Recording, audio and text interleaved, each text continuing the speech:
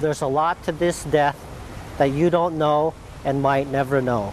2 Hawaii inmates murdered in the last 4 months at a prison in Arizona. Tonight we're hearing new complaints about safety.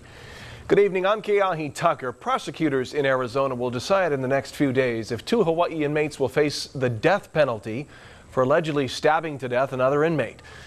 Micah Kanahele was serving 25 years for shooting and killing a man in an Aiea carport, then killing another man in the parking lot of the Long's Drugs Pearl City. The other suspect, Miti Maungoa Tenga, was described as a walking crime wave by a judge. He's serving a life sentence plus 60 years with the possibility of parole for shooting a man in the chest during a home invasion in Punchbowl. Maungoa Tenga was 17 at the time but had a lengthy criminal record. Both are accused of killing Bronson Nunuha at Saguaro Correctional Facility. Investigators say it was a gang murder.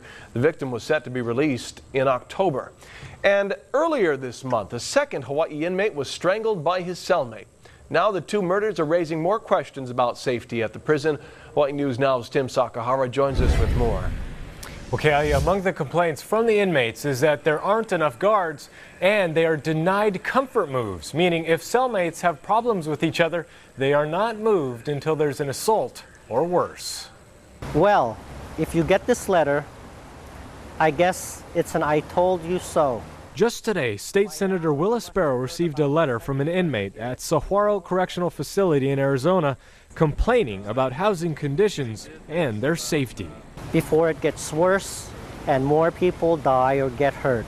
He's got a drawer full of these types of letters.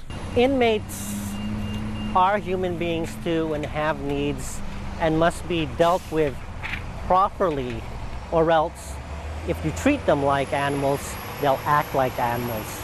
And it's not just letters. We spoke with an inmate by phone who wanted to remain anonymous for his safety. This facility is greatly understaffed pursuant to the contract. The complaints come on the heels of the second murder in the past 4 months. Nearly 1,900 Hawaii inmates are incarcerated at the Saguaro prison in Arizona.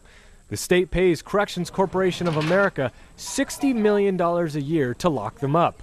That's about $43 million a year cheaper than keeping them here in Hawaii.